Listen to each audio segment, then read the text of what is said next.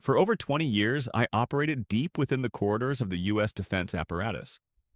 I sat at the briefing tables, I scrutinized the highly classified threat assessments, and I watched the formulation of modern military doctrine. More tragically, I witnessed the institutional refusal to adapt that doctrine when glaring, undeniable evidence demanded a pivot. Welcome back to 24/7 Strategic Profile. If you are looking for the sanitized, heavily filtered narratives approved by the Pentagon Press Office, you are in the wrong place. But if you want the unfiltered, operational truth from someone who is no longer shackled by institutional gag orders, you need to hear this.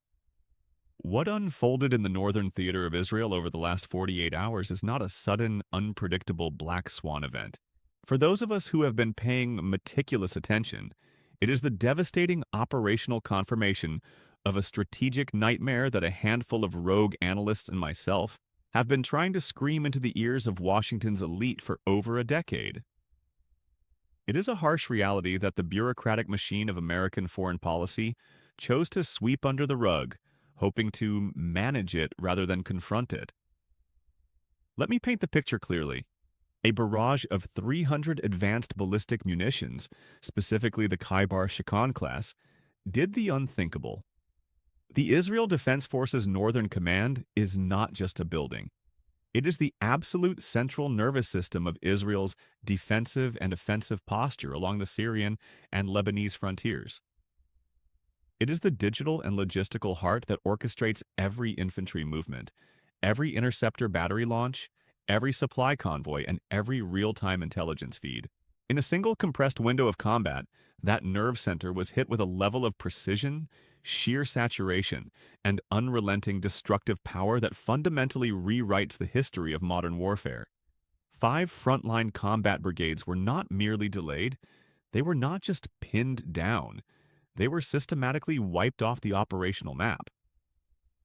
I need to be extraordinarily precise here because armchair generals on cable news throw the word destroyed around like confetti.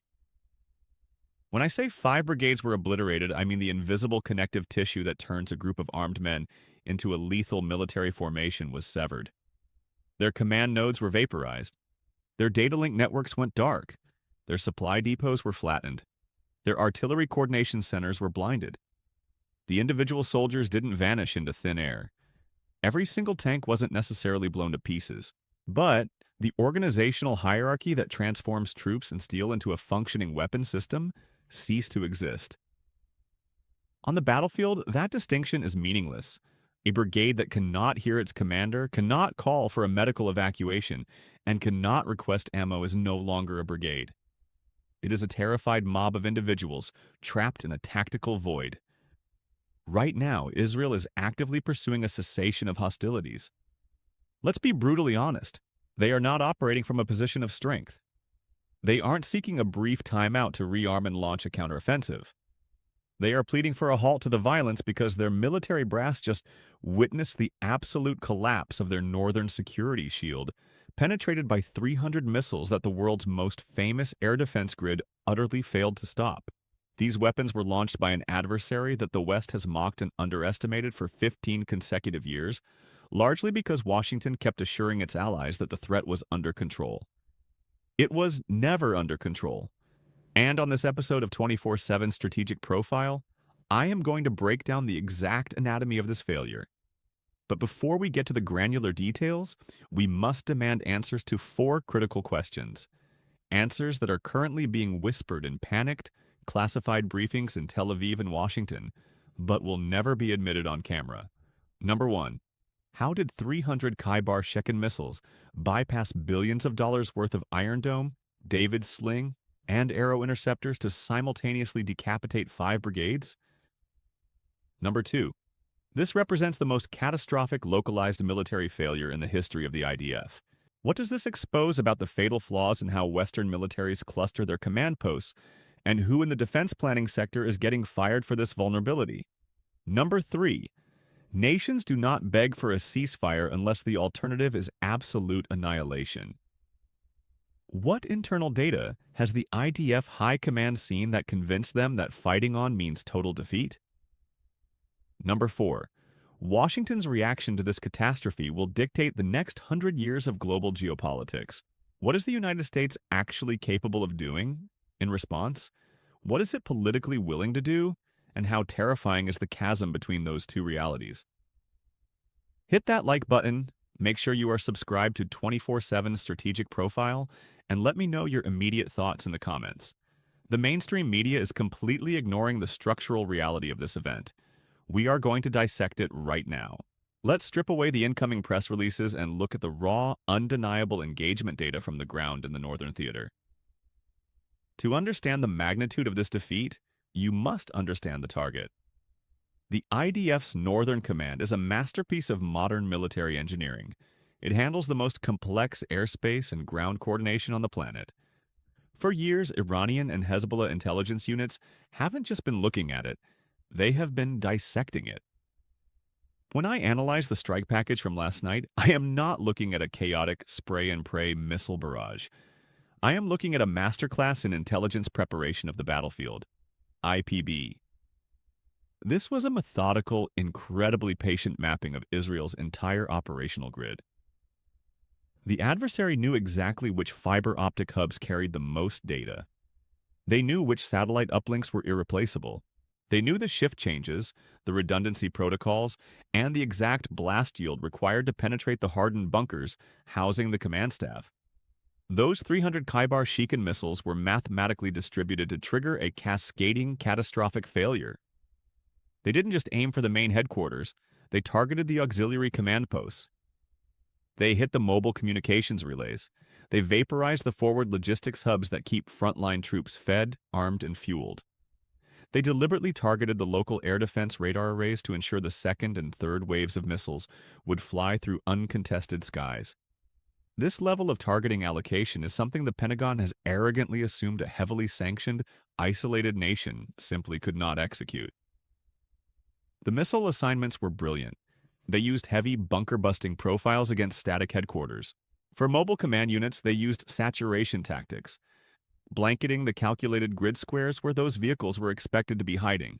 To take out the data networks, they utilized localized blast profiles optimized to snap fiber trunks and topple relay masts without wasting unnecessary kinetic energy. This isn't an improvised attack by a ragtag militia. This is the culmination of a decade of wargaming, simulating, and refining. Let me reiterate what happened to those 5 brigades. The infantrymen on the ground weren't wiped out in a massive wave of casualties. Instead, they experienced sudden, total sensory deprivation. Imagine being a battalion commander in the field. Suddenly, your radio goes to static. Your digital map freezes.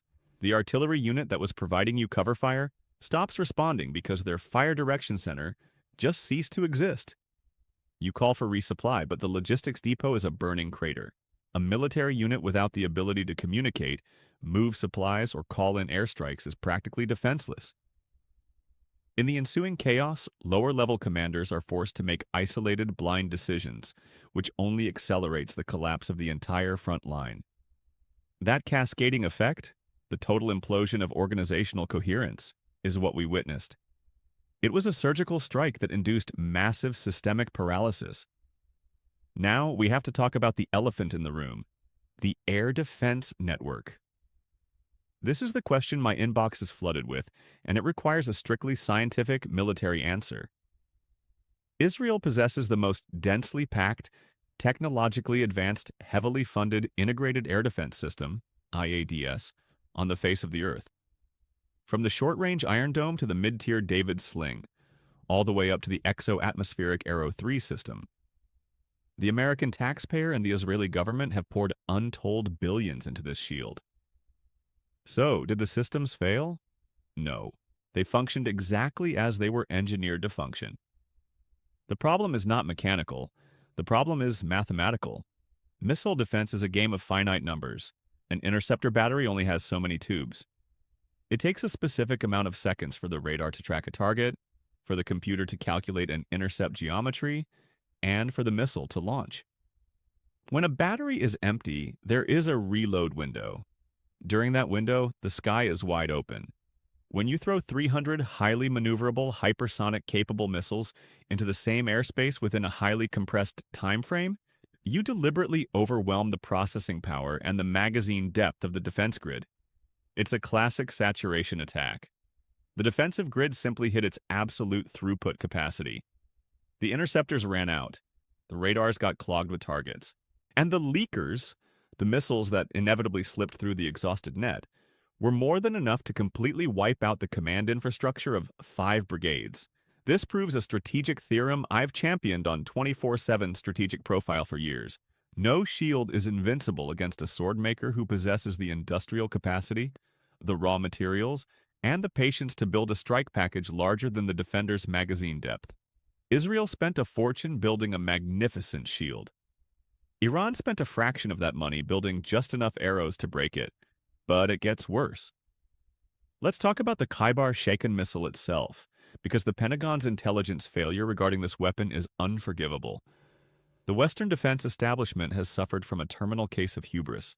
We assumed that because we sanctioned Iran, cutting them off from Western microchips, advanced CNC machining, and global arms markets, they would be stuck in the 1980s throwing dumb Scud missiles at the desert.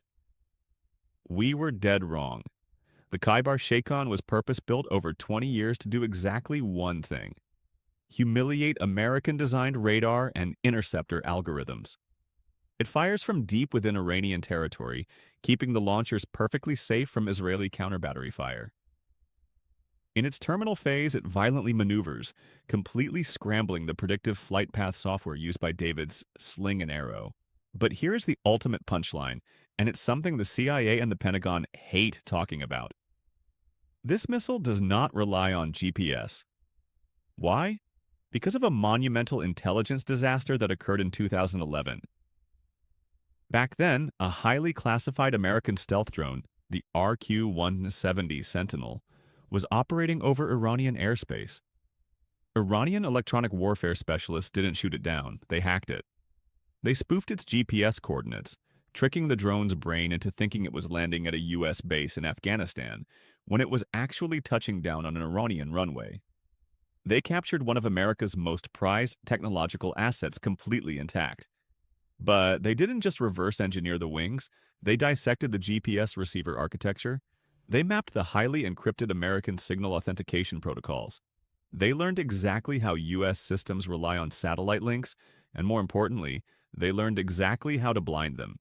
Armed with this knowledge, Iranian engineers realized that relying on GPS was a fatal flaw.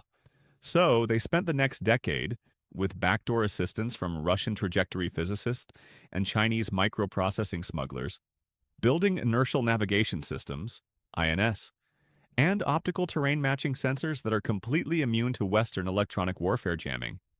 Israel bought the absolute best defensive systems to fight the wars of 2010. Iran built a weapon specifically designed to exploit the blind spots of those exact systems in 2024. That is the asymmetry of modern warfare, and the bill for that discrepancy just came due in blood.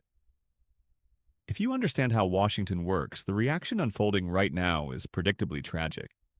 The emergency meetings, the panicked press briefings from the State Department, the sudden authorization of emergency weapons shipments, it's all theater. Yes, the U.S. is rushing replacement interceptors and smart bombs to the Mediterranean, but sending more bandages doesn't cure a systemic disease.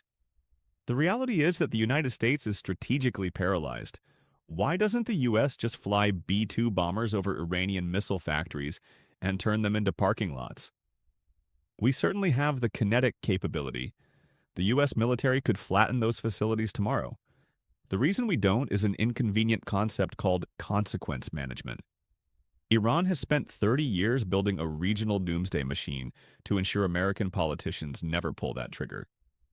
If the U.S. strikes Iranian soil, Tehran flips the switch. The Strait of Hormuz, the artery that pumps 20% of the world's oil, gets mined and shut down, instantly triggering a global financial depression. Every American base in Iraq, Syria, and the Gulf becomes a target for thousands of suicide drones.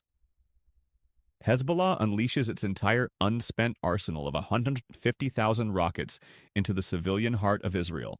The political masters in Washington, obsessed with election cycles and domestic approval ratings, simply cannot stomach that level of apocalyptic blowback. So, instead, for the last 3 decades, American policy has swung wildly between two failed extremes. On one side, we had maximum pressure, choking Iran with economic sanctions and assassinating their nuclear scientists. It caused them economic pain, but it didn't stop them from building missiles. On the other side, we had diplomatic engagement, signing nuclear deals and lifting sanctions in the naive hope they would moderate their behavior. That didn't work either. They just used the freed up cash to build more missiles. Neither approach solved the core issue. Throughout all the cyber attacks, the sanctions, and the covert sabotage, the Iranian Revolutionary Guard Corps, IRGC, kept their heads down, kept innovating, and kept building the exact weapon system that just evaporated Israel's northern defense. The chilling truth is this: the United States is currently standing by, watching its most crucial Middle Eastern ally suffer a historic, humiliating operational defeat. And Washington will not intervene decisively because the adversary has successfully engineered a scenario where intervention is political suicide. We need to analyze the ceasefire request from Israel because it reveals a profound psychological reality about this conflict. I want to be perfectly objective here. The IDF is a highly professional, incredibly lethal organization. Their decision to request a pause in the fighting is not an act of cowardice. It is cold, hard, rational military calculus. When you have lost 5 brigades, your command grid is in ruins. Your million-dollar interceptor stockpiles are dangerously low, and your enemy has proven they can bypass your defenses at will. You stop fighting. Proceeding under those conditions is not bravery, it is suicide. But this exposes the massive gap in willpower and clarity of purpose between the two sides. I've studied military psychology for my entire adult life. Organizations that lack a defining, unshakable core purpose crumble under immense pressure. We saw it with Western forces in Afghanistan and Iraq. Fighting endless wars with vague objectives leads to institutional rot. Conversely, the officers in the IRGC and Hezbollah possess a terrifying clarity of purpose. You don't have to agree with their ideology or their methods to acknowledge their resilience as a military reality. These are men who have spent their entire lives operating under crushing global sanctions. They have watched their mentors get assassinated by drones. They have seen their industrial facilities destroyed by malware like Stuxnet. Instead of breaking, they adapted. This external pressure forged an institution of extreme strategic patience. They are fighting for what they perceive as their sovereign survival and the expulsion of foreign hegemony from their hemisphere. That level of ideological endurance cannot be defeated by throwing more money at defense contractors. Israel's strategic failure was assuming that an enemy enduring severe economic hardship would eventually give up. They assumed that bombing supply convoys in Syria would permanently cripple Hezbollah. They assumed the sheer intimidation factor of the American carrier strike group sitting in the Red Sea would freeze Iran in its tracks. Those assumptions were valid 10 years ago. Today, they are obsolete. And failing to update your strategic assumptions in the face of evolving enemy capabilities is the fastest way to lose a war. The shockwaves of this 300-missile barrage are not confined to the Levant. The entire global order is shifting as we speak. In Moscow, Russian generals are reviewing the satellite telemetry of this strike with absolute glee. They have been collaborating with Iranian defense industries for years. Right now, they are integrating the data from this exact strike to figure out how to saturate NATO Patriot batteries in Eastern Europe. The lessons learned from the Khaibar-Shekan's terminal maneuvers will soon be applied to the skies over Ukraine and potentially the Baltics. Meanwhile, in Beijing, the Chinese Communist Party isn't just looking at the military data. They are drooling over the geopolitical goldmine. As Washington struggles to mediate a ceasefire for a battered ally, China is stepping up to the plate. Beijing is positioning itself as the indispensable global adult in the room. They have massive economic leverage over Tehran. They recently brokered peace between Iran and Saudi Arabia. If China is the power that secures this ceasefire, the strategic humiliation of the United States will be complete. Every Gulf nation, nations that buy American weapons and host American bases, is watching this. They are seeing that American Patriot and Arrow systems cannot protect them from a saturated ballistic attack. They are going to recalibrate their alliances. They will start buying Chinese defense systems and accepting Chinese security guarantees. The geopolitical dividend for Beijing is immeasurable. The era of Western post-Cold War technological supremacy has officially ended. The developing world has just been handed a blueprint.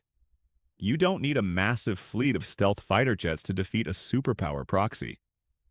You just need to identify their technological crutches, like GPS, centralized command nodes, and finite interceptor magazines, and build cheap, precise, asymmetric tools to break those crutches at scale. We are standing at a precipice. The American foreign policy establishment needs an immediate, brutal reckoning, not another press conference, not another meaningless deployment of a destroyer to the Mediterranean. We need to completely overhaul how we view asymmetric warfare, and we have to abandon the arrogant delusion that our adversaries are incapable of out-engineering us. 5 Israeli brigades are effectively gone. The Northern Command has been severely crippled. The geopolitical map of the Middle East was permanently redrawn in a span of 3 hours. I want to know where you stand on this. Does this signify the irreversible decline of American deterrence in the region? Can Israel ever fully rebuild a credible northern defensive posture without putting boots on the ground? And if China brokers the peace, what does that mean for the future of the US dollar and Western hegemony? Take your time, formulate a detailed response, and drop your strategic analysis in the comments below. We read them all. If this deep dive provided you with the clarity the mainstream media refuses to offer, make sure you hit the like button, subscribe, and turn on the notification bell. You are watching 24/7 Strategic Profile. The next chapter of global warfare is being written right now in classified rooms.